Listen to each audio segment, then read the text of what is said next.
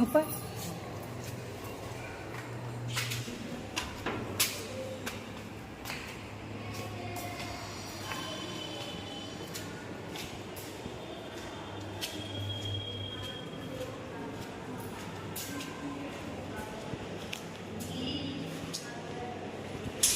नहीं, हाँ हाँ कर लो कर लो।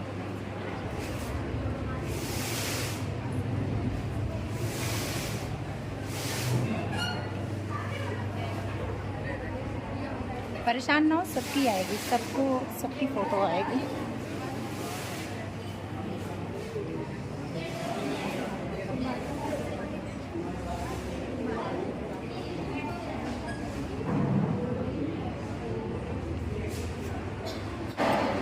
यहाँ उपस्थित सभी अध्यापक गणों का और जितने भी यहाँ पर सहयोगी कर्मचारी हैं उनका और सभी बच्चों को यथोचित अभिवादन।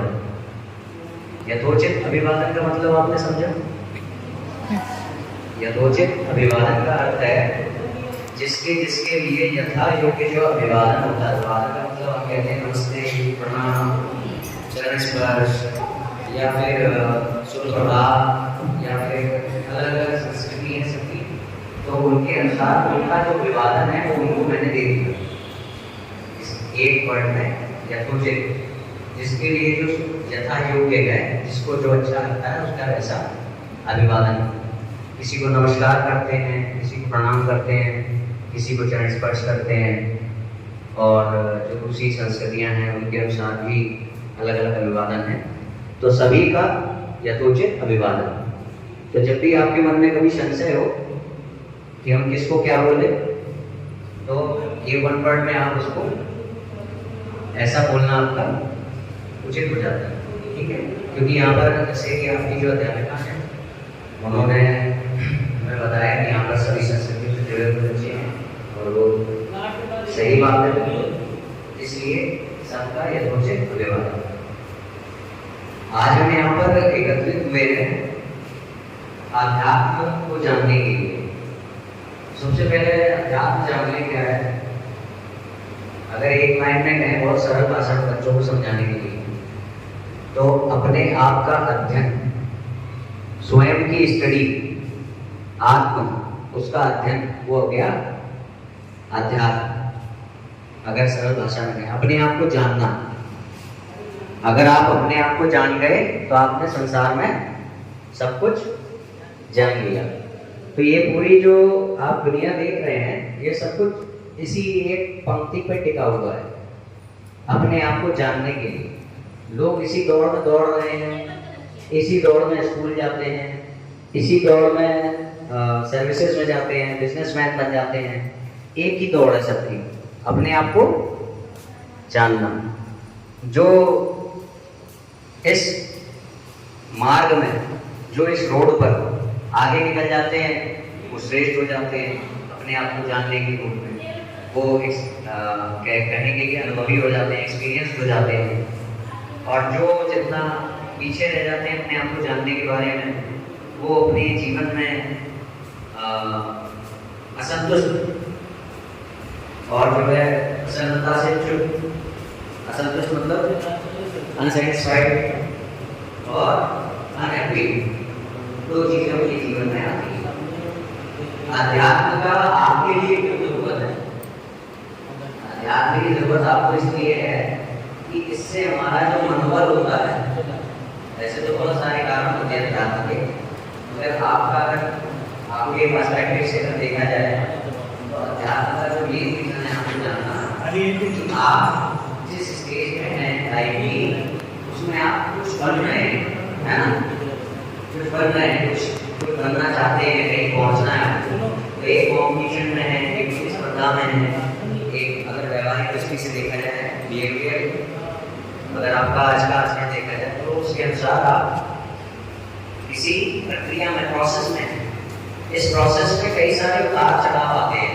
कभी नंबर कम आए, कभी फेल हो गए, कभी कैप्टन नहीं बन पाए होंगे, है ना? छोटे बड़े कई सारे उतार चढ़ाव आते हैं। तो हम उन उतार चढ़ाव को फेस कर पाए, इसके लिए आपको आधार की जरूरत होती है कि हम कभी टूटे ना, हम कभी भी बिखरे ना, हम कभी भी कमजोर ना पड़े। इसके लिए आपको अध्यात्म की नीड है। इससे अगर अलग होकर के एक बात देखें, अध्यात्म की नीड सभी को जरूरी क्यों है स्पिरिचुअल, तो वो नीड इसलिए भी है आपको क्योंकि अध्यात्म से ही आपके जीवन में मॉरल वैल्यू आती है। क्या आती है? Moral value. ये काम अच्छा होता है और ये काम बुरा, आपको कैसे पता चलता है? क्या साइंस बताती है झूठ बोलना बात है? नहीं ना। तो मॉरल वैल्यू आती है हमको कहां से? अध्यात्म से। अध्यात्म शुरू होता है खुद से और पहुंचता है ईश्वर तक। कहां तक? शुरू होगा खुद से, खुद को जानने की खोज, और फिर पहुंचेगा कहां तक? ईश्वर तक। जब ईश्वर तक पहुंच गए तो क्या हो गया? वो कंप्लीट हो गया। अगर ईश्वर तक पहुंच गए तो कंप्लीट हो गया। शुरू कहां से हुआ था? खुद को जानना। तो हमारा जो मीमांसा दर्शन है उसमें दो बातें आती हैं। उसमें आती हैं अथातो ब्रह्म जिज्ञासा। अथातो ब्रह्म जिज्ञासा, भगवान कौन है, क्या है। अब ये जानना क्यों जरूरी है, ये अभी हमें आगे पता लग जाएगा। तो दूसरी बात आती है अथातो धर्म जिज्ञासा। क्या आती है? अथातो ब्रह्म जिज्ञासा, अथातो धर्म जिज्ञासा।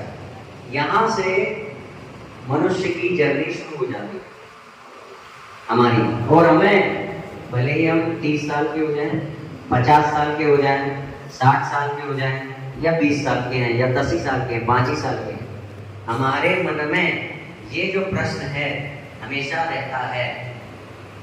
बस इतनी सी बात है कि हम उस प्रश्न पर ध्यान नहीं देते हैं। सबके मन में एक प्रश्न, भी हम बात करेंगे इसका। तो बहुत ज़्यादा विलंब ना करते हुए सीधे आज का जो सब लेसन है, जो आपका सेशन है, वेदांत फिलॉसफी पर आधारित आपकी स्पिरिचुअल एबिलिटीज हैं वो बढ़ाने के लिए, जिससे कि आपका जो कार्य क्षमता है, कार्य क्षमता मतलब कैपेबिलिटी, पढ़ने की, लिखने की, याद करने की, सब कुछ वो बढ़ पाए और आपकी लाइफ में मॉरल वैल्यूज मजबूत हो जाए। मॉरल वैल्यूज मजबूत होना क्यों जरूरी है? क्योंकि हम इंसान तभी तक कहलाए जा सकते हैं जब तक हमारे पास मॉरलिटी है। हमारे पास क्या है?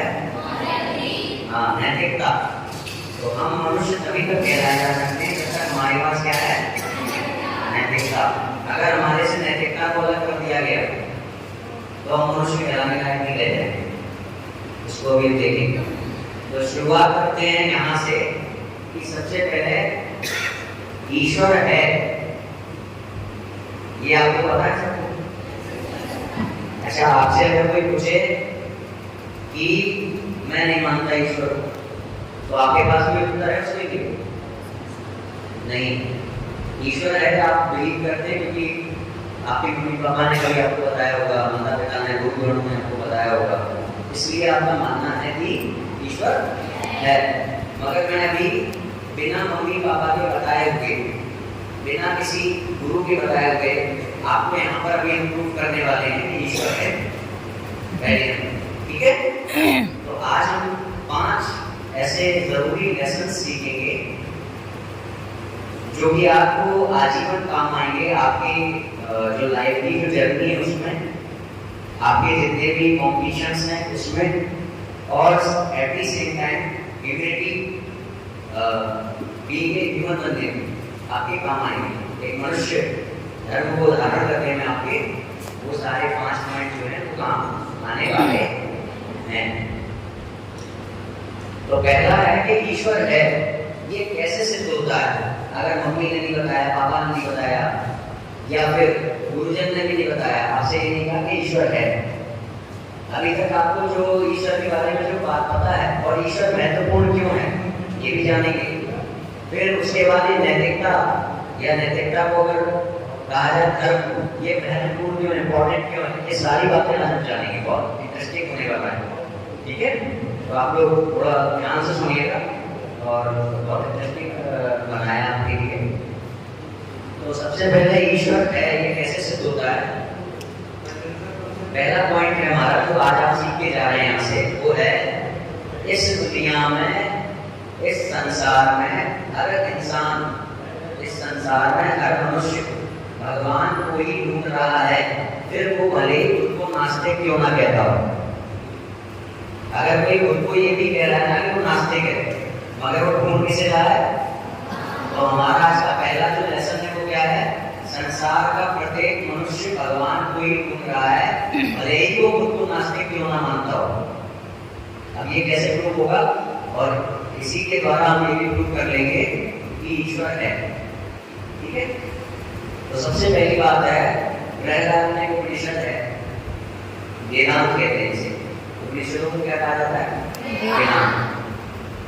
बृहदारण्यक उपनिषद में पहले अध्याय के 3वें सर्ग के 28वें श्लोक में लिखा हुआ है, 1:28, असतो मां सद्गमया तमसो मां ज्योतिर्गमया मृत्युर्मा प्रतंगमया। ठीक है, जो अर्थ है जानने का शायद प्रयास किया हो आपकी, तो अभी इतनी नहीं है, संभवतः आपने प्रयास नहीं किया होगा। इस श्लोक में पूरा संसार है, इस श्लोक में पूरा संसार। थोड़ा सा आज का पहला लेसन है, जिससे आपको याद है।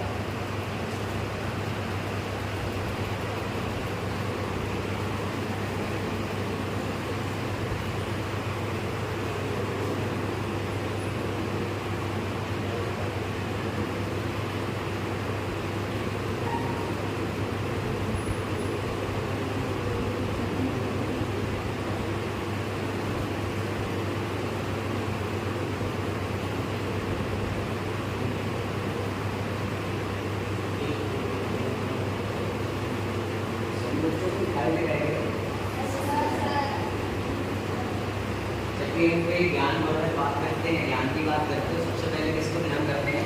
क्या हो रही है तो कम हो जाए, सोचता है ना। हम सब सोचते हैं, नास्तिक भी सोचता है धूप ज्यादा पड़ रही है तो कम हो जाए। अच्छा, भूकंप होना है, इसका अर्थ क्या हुआ? इसका अर्थ ये हुआ कि नास्तिक व्यक्ति भी प्रकृति को कंट्रोल करने वाला बनना चाहता है, जबकि वो खुद कह रहा है दुनिया में ऐसा कोई नहीं है जो प्रकृति को कंट्रोल कर सके।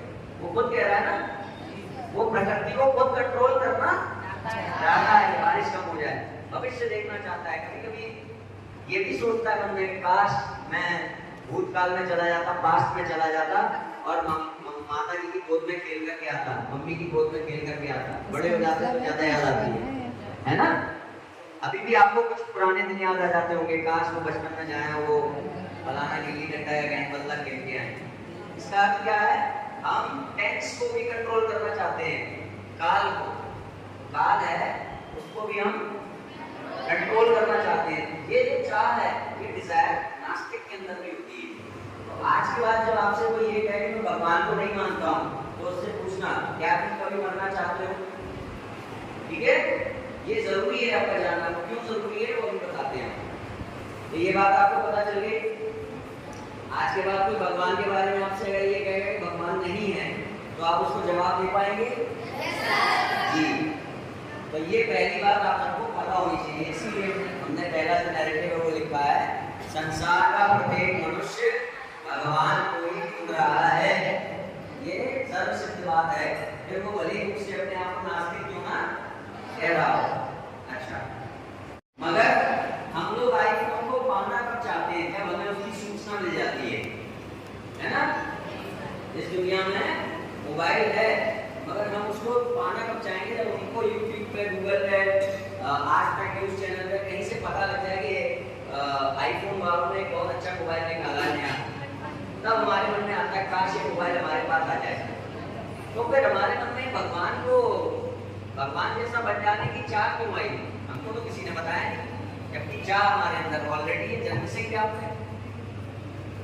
ये आया ना क्वेश्चन, समझ रहे हैं? आपको किसी ने नहीं कहा कि इस दुनिया में कोई भगवान है, फिर भी आपकी अंदर चाह मौजूद है भगवान के पास जाने की, है ना। भगवान जैसा बनने की चाह सबके अंदर है ना। कभी न मरने की, सदा सुखी रहने की, सारा ज्ञान हासिल करने की चाह, कि भगवान जैसा बन जाने की चाह आपके अंदर क्या है, मौजूद है, प्रेजेंट है सबके अंदर। तो ये क्यों है? इसके लिए सनातन धर्म कहता है ये इसलिए है क्योंकि आप भगवान के अंश हो, ईश्वर के आप क्या हो, अंश। तो इसलिए आपके अंदर वो चाह आ रही है अपने आप जन्म से। आप जैसे जैसे घर से बाहर आएंगे, आपको अगर कोई थप्पड़ मारने लगेगा आपकी पलक झपक जाएगी, यानी आप बचना चाहते हो, जीना चाहते हो। जबकि आपको कुछ भी, किसी ने कुछ भी नहीं किया, फिर भी आप जो है मरना नहीं चाहते वहीं से, छोटे से। तो ये चाह जो है वो लेकर के आप चलते हो। इसका अर्थ क्या है कि आपके अंदर ईश्वर का अंश मौजूद है। इसका अर्थ ये है, जब आपको किसी ने मोबाइल के बारे में नहीं बताया तो आप मोबाइल के लिए कभी भी प्रयास नहीं करोगे। आपको किसी ने अगर मोबाइल के बारे में ये नहीं बताया कि दुनिया में कोई ऐसा ऐसा फला मोबाइल आ गया है, फलानी लैम्बोर्गिनी कार आ गई है, या फलानी हाइरूसा बाइक आ गई है, या ऋतिक रोशन आ गया है, या गदर 2 लगी है, या ओ माय गॉड लगी है सिनेमा घरों में, तो जब तक आपको बताया नहीं जाएगा बाहर से, तब तक आप उसको देखने नहीं जाओगे कि मैं गदर 2 देखने जा रहा हूँ। आप गदर 2 या ओ माय गॉड देखने कब जाएंगे? जब आपको कोई बताएगा। तो भगवान के बारे में आपको किसी ने नहीं बताया कि इस दुनिया में कोई अमर है, इस दुनिया में कोई ऐसा है, फिर भी आपके अंदर जन्म से ही ये चाह विद्यमान है कि मैं कभी ना मरूं, मैं सब कुछ जान लूं और मैं सब कुछ कंट्रोल कर लूं। विद्यमान है ना? आपके मन में आता होगा टीचर आज ये वाला चैप्टर पढ़ाएं, टीचर ऐसे बात करें, टीचर मेरे अनुसार चले, आता है मन में कि गुरु मेरे जो गुरुगण है वो भी मेरे अनुसार चलने लगे, टीचर बैठे कैसे कहें बच्चे क्या माता पिता भी मेरे अनुसार चलने लगे। तो ये सब भाव क्यों आ रहे हैं? आपको जन्म से मिला है, क्योंकि हमारे अंदर ईश्वर का अंश मौजूद है। तो ये दूसरी बात है, जो ईश्वर का अस्तित्व जब किसी नास्तिक के सामने सिद्ध करें तो आपके प्रूव करते हैं, आपको ये बातें पता होनी चाहिए। ठीक है, तो पहला नैरेटिव हमारा क्लियर हो गया। संसार का प्रत्येक मनुष्य भगवान को ही ढूंढ रहा है, फिर वो भले उसको नास्तिक को मैं कहता हूँ। किसी को बोरिंग लग रहा है क्या? इंटरेस्टिंग लग रहा है? तो ईश्वर की जो पहली, भगवान की जो पहला फीचर है, सबसे इंपॉर्टेंट फीचर, वो क्या होना चाहिए? तो यहां से आता है हमारा दूसरा नैरेटिव। ईश्वर वही है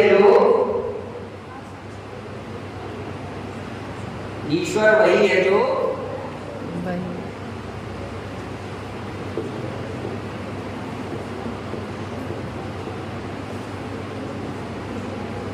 कुछ भी कर सकता है। ईश्वर कौन है?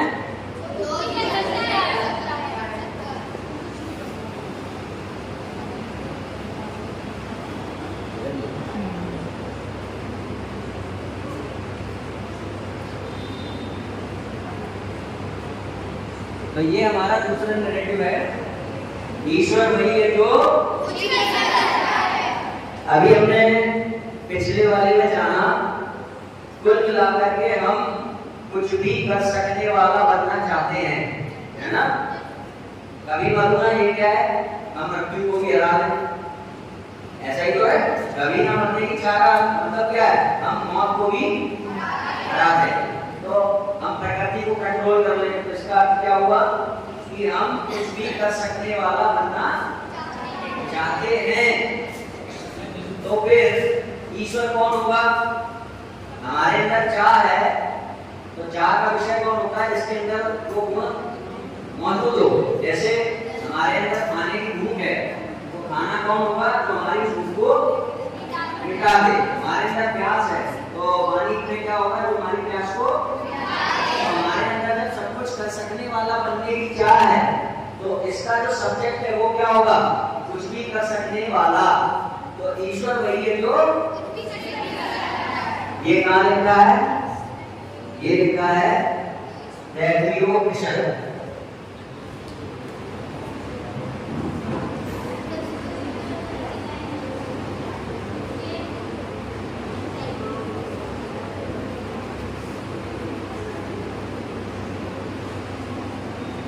तैत्तिरीयोपनिषद 2:1।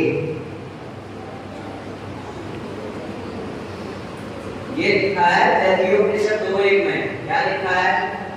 सत्यम ज्ञानम अनंतम ब्रह्म। थोड़ा कठिन है।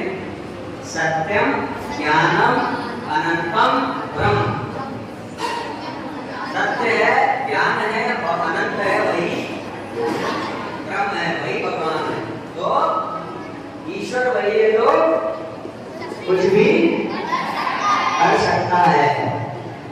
अब अगर हम जो वैदिक संस्कृति है, जो वैदिक स्क्रिप्चर्स है, उसके अकॉर्डिंगली अगर जानना चाहें भगवान ने ये क्या करते हैं। अगर कोई कहे कि वो मछली नहीं बन सकते तो वो मत्स्य अवतार ले लेते हैं। अगर कोई कहे कि वो कछुआ नहीं बन सकते तो वो कछुए का अवतार ले लेते हैं। अगर कोई कहे कि वो वराह नहीं बन सकते तो वो वराह का अवतार ले लेते हैं। अगर कोई कहे कि वो जन्म नहीं ले सकते मनुष्य के रूप में तो वो राम बन के जन्म लेते हैं। अगर कोई कहे कि वो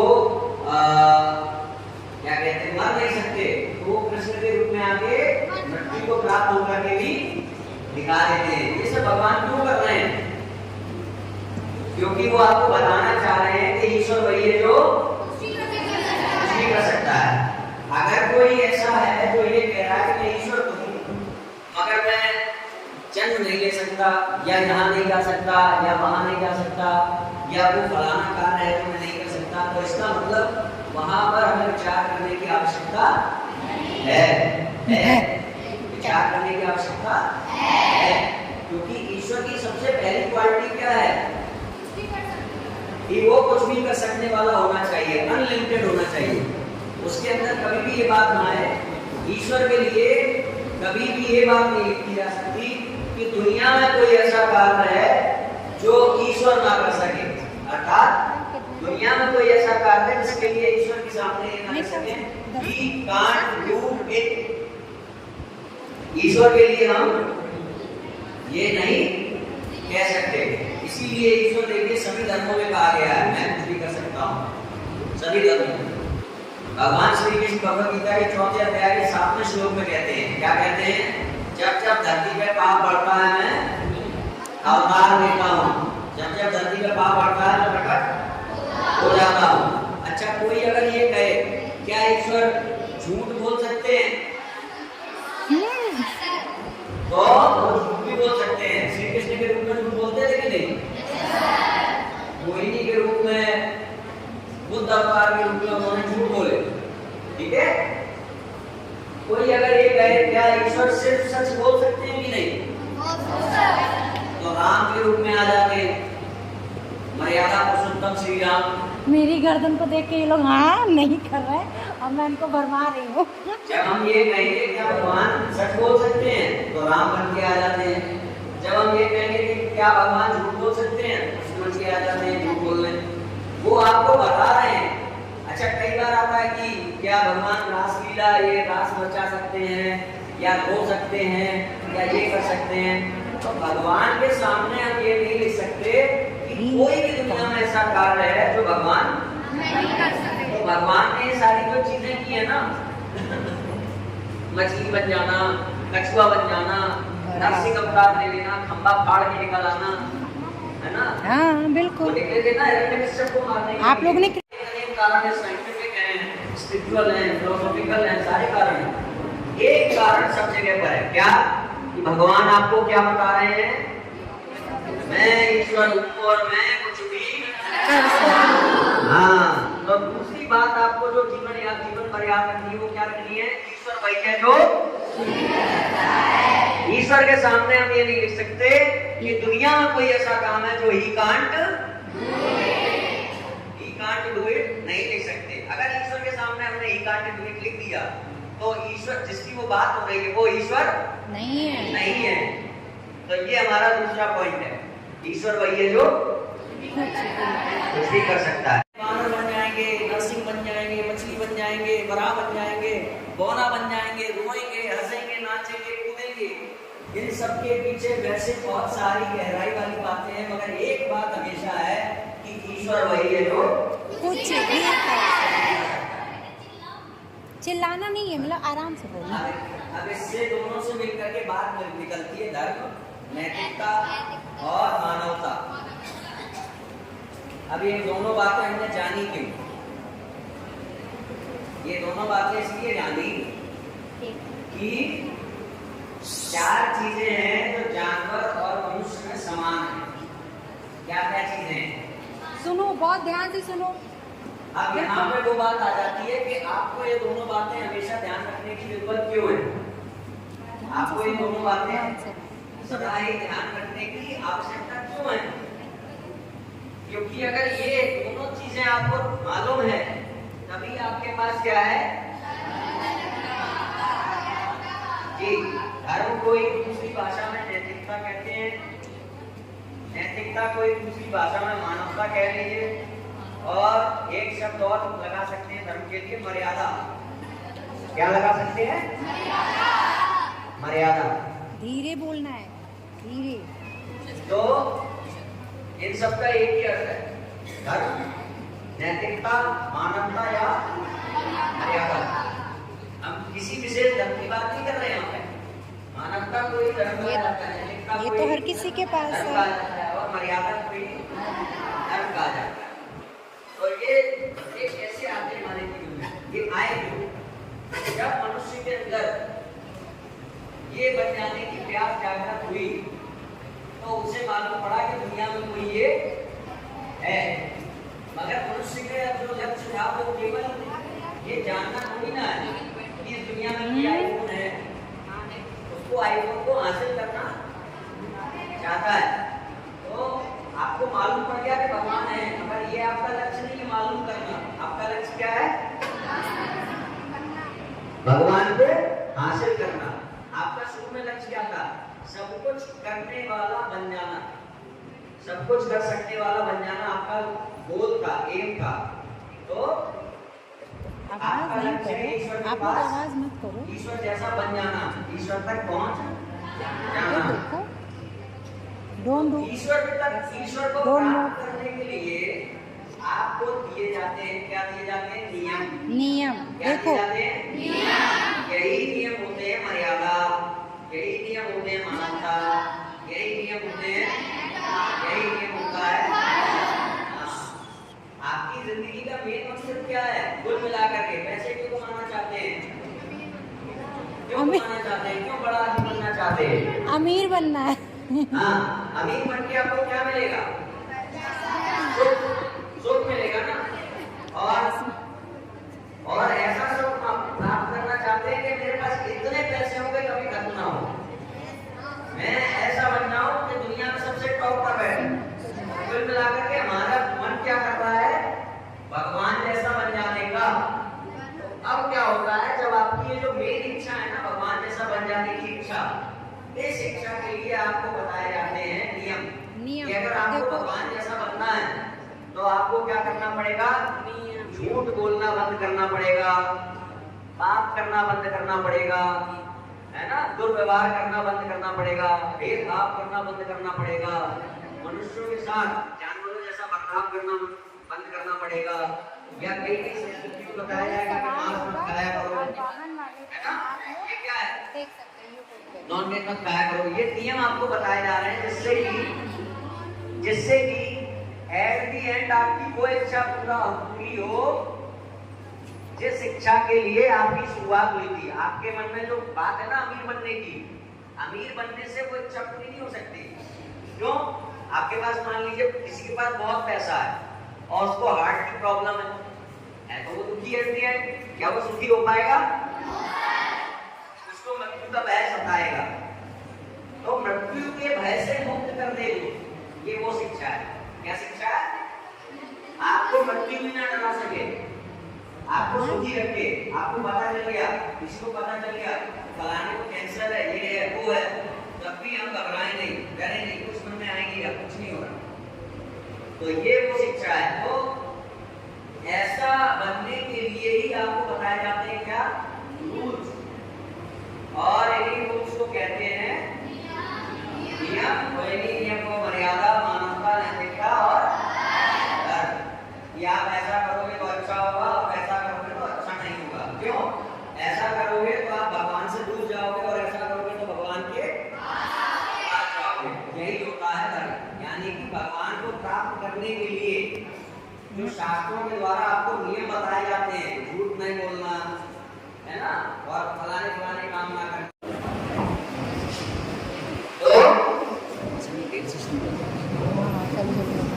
तो हम टॉप ऑफ द वर्ल्ड करना जो चाहते हैं, है ना, वो चाहने के लिए हमें मिलता है कि अगर झूठ बोलोगे तो भगवान से दूर जाओगे, सच बोलोगे तो भगवान जैसे बन जाओगे, अगर पाप करोगे तो भगवान से दूर जाओगे, अगर पाप नहीं करोगे तो भगवान जैसा बन जाओगे। इसी आधार पर हमको एक नियम मिलते हैं, मगर जब ये नियम हमको मिलते हैं तो साथ ही साथ हमको क्या मिल जाता है, साथ ही साथ हमको प्राप्त हो गई मॉरलिटी। मॉरलिटी मिल गई। हम तो चाहते थे भगवान जैसा बन जाना, मगर हमको फ्री में क्या मिली, नैतिकता। तो अब बात आती है कि हमें ईश्वर के अस्तित्व की आवश्यकता क्या है। अगर हम स्वयं को मनुष्य मानना चाहते हैं तो हमें ये मानना पड़ेगा कि इस दुनिया में कोई ईश्वर है, जिसको पाने के लिए हम कुछ नियमों का पालन करते हैं, नियमों को फॉलो करते हैं। उन्हीं नियमों से हम इंसान हैं, उन्हीं नियमों के कारण हम क्या हैं, इंसान। अब देखिए क्या है, 4 चीजें मनुष्यों में और जानवर में सेम होती हैं। सुनो, आहार यानी कि फूड, निद्रा यानी कि स्लीप, भय यानी कि डर, और एक होती महत्वपूर्ण, उसके बारे में नहीं बात करते। ये 4 चीजें जो हैं मनुष्यों में और जानवर में क्या कहते हैं, जानवरों में सेम होती हैं। यानी अगर देखा जाए यहाँ नहीं लिखा है, वहाँ लिखे दो। जानवर भी खाना खाता है, मनुष्य देखो, सुनते हैं, जानवर भी सुनता है। जानवर और मनुष्य में कितनी चीजें में अंतर है वो देखो। इसके अलावा महत्वपूर्ण मनुष्यों में भी है और जानवरों में भी है। जानवरों में भी है। मगर कौन सी चीज है जो जानवर को, मनुष्य को जानवर से विशेष बना देती है, वो कौन सी चीज है? ये इम्पोर्टेंट लाइन है, धर्म। जानवर और मनुष्य में अंतर। जानवरों का कोई भी धर्म नहीं है। उनके जानवर का होता है कोई धर्म? नहीं होता है। कहाँ सोना है, हाथ धोने हैं कि नहीं, जानवर को पता है ये चीज? नहीं पता है ना, अंतर देखो। अगर बहुत सरल भाषा में अगर देखें कि कौन हमारी माता है, कौन हमारी बहन है, कौन हमारी बुआ है, क्या ये साइंस हमें बता सकती है? नो। कौन बताएगा? धर्म। धर्म। साइंस की किताब आपको ये नहीं बता सकती कि वो आपकी बुआ है, ये बताएगा धर्म। धर्म। यानी कि रिश्ते नाते जीवन में जितने भी, क्या जानवर कुछ रिश्ते मानते हैं क्या? नहीं। वो लोग मानते हैं कि कोई हमारी बुआ है, कोई हमारी चाची नहीं है ना। यही अंतर है जो आपको और जानवरों से श्रेष्ठ बना देता है। अगर आपके पास धर्म नहीं होगा तो आप अपने आप को मनुष्य नहीं कह सकते। तो धर्म कब होगा? जब आप ये मानेंगे कि इस दुनिया में कोई ईश्वर है। ठीक है, तो ये जो शक्ति में हमें प्राप्त होता है वो क्या होता है? धर्म। और अगर कोई व्यक्ति ये कह रहा है कि इस दुनिया में कोई ईश्वर नहीं है, और वो किसी को माता कह रहा है, किसी को बहन जी कह रहा है, किसी को बुआ कह रहा है, तो इसका अर्थ है कि वो अनजाने में भगवान को मानता है। वो तभी कह सकता है, क्योंकि संसार की कोई भी वैज्ञानिक किताब ये आपको नहीं बताएगी कि वो आपकी बहन है, वो आपकी चाची है। ठीक है, तो इसलिए आपको आवश्यकता है इन दोनों बातों की। किस लिए? मानव बन जाने के लिए। धर्म की आवश्यकता क्यों है आपको? मानव बन जाने के लिए। और मानव बनने की आवश्यकता क्यों है? तभी तो आप श्रेष्ठ हो जानवरों से। आप में, आपके अंदर भिन्नता क्या है? आप क्यों अलग हो जानवरों से? क्योंकि आपके पास क्या है? धर्म। तो मानव से धर्म के कारण ही आपको जो है कहा जाता है जानवरों से अलग। अब ये बात आती है तीसरी, बहुत जरूरी बात है, सब लोग ध्यान से सुनिए। बहुत ध्यान से सुनो, बिल्कुल आवाज में।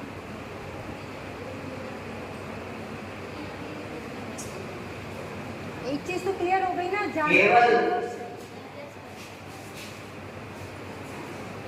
ऐसे ग्रंथ प्रमाणित माने जा सकते हैं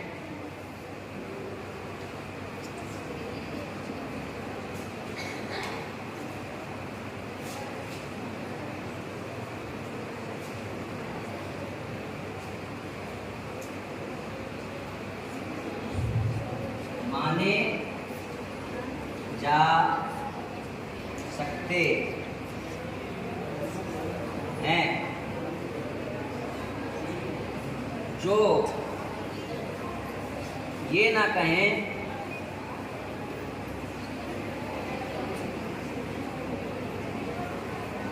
कि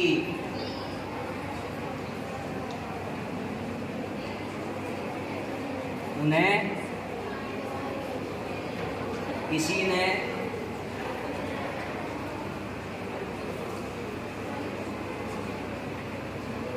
रचा है। ये तीसरा वाला नियम है ईश्वर के विषय में।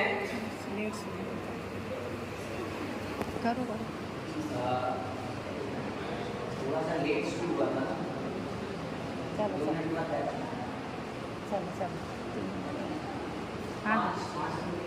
हाँ ठीक है, स्टार्ट करो। ईश्वर के विषय में एकमात्र उन ग्रंथों को हम प्रमाणित मान सकते हैं जो ग्रंथ ये ना कहें कि हमको किसी ने बनाया। क्यों? क्योंकि हमने अभी जाना था इससे जस्ट पहले कि ईश्वर वही है जो, तो अगर कोई ग्रंथ है जो ये कहता है कि मुझको जो है ईश्वर ने बनाया, तो ईश्वर को झूठ भी बोल सकते हैं ना। हमने जाना ना कि ईश्वर वही है जो, अगर कोई ग्रंथ ऐसा है जो ये कह रहा है कि जो हमको जो है ईश्वर ने बनाया है डायरेक्ट, तो हम उसको प्रमाणिक नहीं मान सकते ईश्वर के विषय में। ये बात कहाँ लिखी है? बृहदारण्यक में लिखता नहीं हूँ, टाइम ज़्यादा लगेगा। बृहदारण्यक 2:4-10 में लिखी है ईश्वर के विषय में केवल उन ग्रंथों को माना जा सकता है जो ये ना कहे कि मुझको ईश्वर ने बनाया।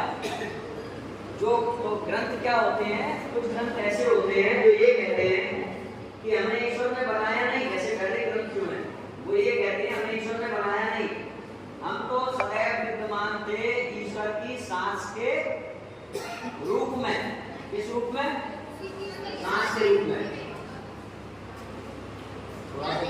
थोड़ा सा डिस्टर्बेंस अगर ना मिले तो मैं बहुत जल्दी सेशन को समाप्त कर दूँ। 5 मिनट लगेगा, थोड़ा लेट शुरू हुआ था।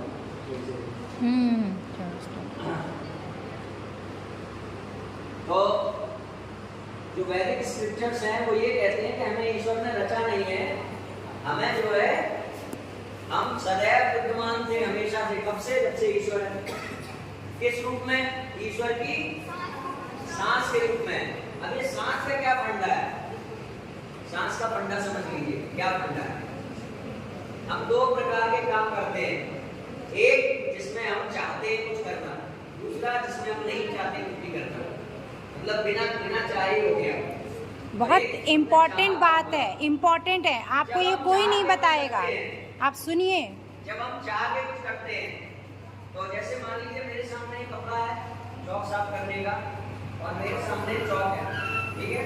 अब मैं चाहता हूँ कि नीचे से कुछ उठाऊं, तो मैं चाहूँ तो एक कपड़ा उठाऊं, मैं चाहूँ तो अभी आप लोग क्या कर रहे हैं? किसी को पिंच कर रहे हैं, तो आप चाह रहे हैं ना पिंच करना, चोटी करना, ये करना, बातें करना, ये आप लोग चाह रहे हैं ना।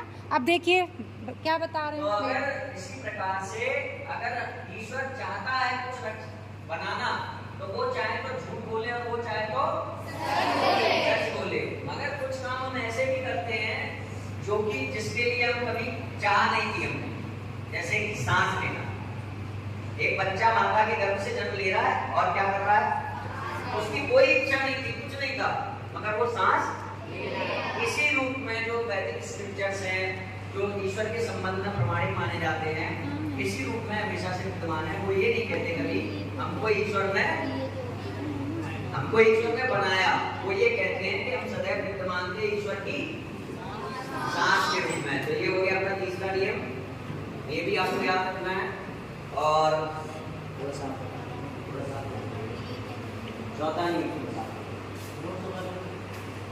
चौथा नियम है, ये जो ज्ञान है वो हमको प्राप्त कैसे होता है?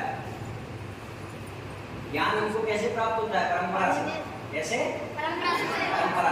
भगवत गीता 4:2, भगवत गीता 3:16, छांदोग्य उपनिषद, मांडव्योपनिषद, बहुत सारे उपनिषदों में वर्णन है कि ज्ञान प्राप्त होता है परंपरा से। इंग्लिश में कहें तो चेन ऑफ ट्रेडिशन से ज्ञान प्राप्त होता है। जैसे आप यहाँ स्कूल में पढ़ने आए हैं तो यहाँ पे जो टीचर्स हैं वो सारे टीचर्स डिग्री होल्डर है, उनके पास कोई ना कोई मार्कशीट है ना, उनके पास कोई ना कोई सर्टिफिकेट है, मार्कशीट है, डिग्री है। उस डिग्री में क्या लिखा हुआ है, उन्होंने शिक्षा को कहां से प्राप्त किया उसका नाम लिखा है ना। आपको भी अगर आपकी मार्कशीट मिलेगी तो उसमें क्या लिखा होगा कि इन्होंने फलानी क्लास कहां से पास आउट की, उसका नाम। तो ये क्या हुआ, आपके गुरु कौन है उसका नाम।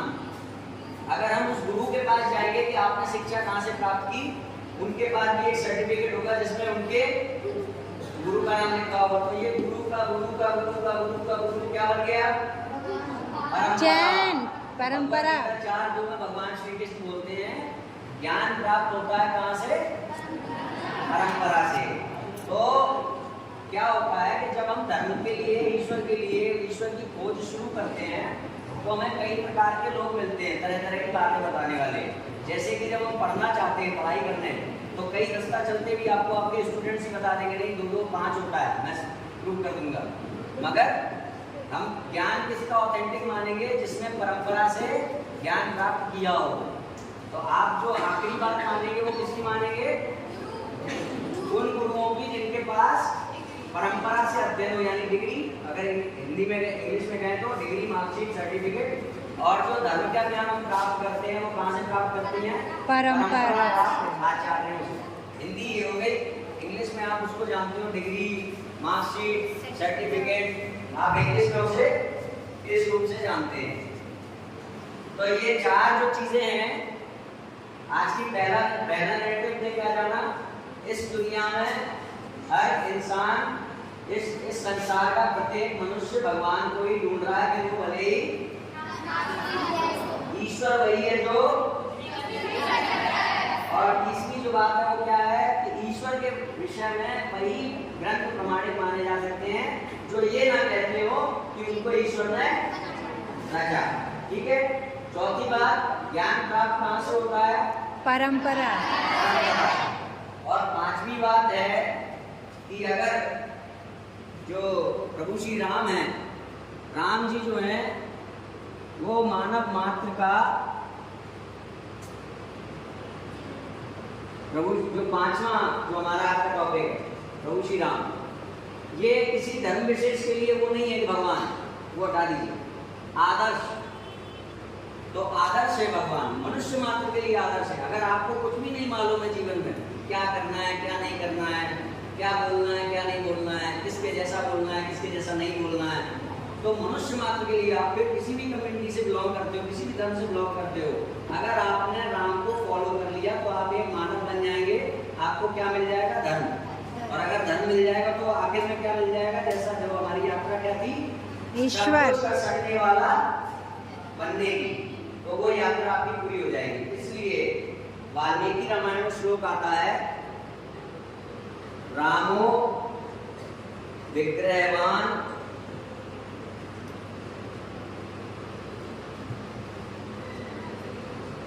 धर्मः, रामो विग्रहवान धर्मः। ये है वाल्मीकि रामायण 3:37 और 13। ये कहा जा रहा है कि राम जो है चलते फिरते जीते जागते धर्म है। तो अगर आपको मनुष्य बनना है, क्या बनना है, मनुष्य, तो जो राम ने किया वो आप करो। राम क्या थे, वो कहते थे रघुकुल रीत सदा चली आई, प्राण जाई पर वचन न जाई। तो आप कभी भी झूठ मत बोलो। राम कहते थे एक नारी सदा ब्रह्मचारी, आगे चल के आपका विवाह होगा तो हमेशा एक पत्नी को समर्पित करने वाला बनो। राम ने कभी भी पिता की आज्ञा का अनादर नहीं किया, तो क्या आप कभी भी अपने माता पिता की आज्ञा का अनादर न करें। तो सारी चीजें आप अगर राम से सीख लेंगे तो आप मानव बन जाएंगे, आपको धर्म मिल जाएगा और आपकी जो सच्चित आनंद की जो जर्नी शुरू हुई थी पहले पॉइंट से, वो आपकी कंप्लीट हो जाएगी। 5 पॉइंट हम फटाफट दोहरा लेते हैं एक बार। पहला पॉइंट है, इस दुनिया में हर व्यक्ति भगवान को ही। दूसरा पॉइंट है, ईश्वर वही है जो तीसरा पॉइंट है, ईश्वर के विषय में ऐसे ग्रंथ ही प्रमाणिक माने जा सकते हैं जो ये ना कहते हो कि। और पांचवा पॉइंट है, राम धर्म का साक्षात स्वरूप है। अगर किसी को धर्म का पालन करना है तो वो राम का अनुकरण, राम को फॉलो कर सकता है। ये बात कृष्ण के लिए नहीं कही गई है, ये बात दुनिया में अन्य किसी भी व्यक्तित्व के लिए नहीं कही गई है कि आप उसको पूरा फॉलो कर लो, नहीं, केवल और केवल राम के लिए कही गई है कि आपको अगर धर्म का पालन करना है तो राम को फॉलो कर लें। इसी के साथ आज का ये सेशन आपके लिए थोड़ा सा जल्दी के कारण, समय के अभाव के कारण कम करना पड़ रहा है। हमारी क्लासेस चलती हैं ऑनलाइन, तो जो बच्चे उन क्लासेस में संडे को चलती है ऑनलाइन क्लास जूम पर 1 घंटे की होती है, तो जो भी बच्चे इसमें आगे इसको थोड़ा एक्सप्लोर करना चाहें, पढ़ना चाहें इसको संडे वो अपना नाम, कॉन्टैक्ट नंबर मैंने से लिखा सकते हैं। सभी को यथोचित अभिवादन, ठीक है, सभी को अभिवादन।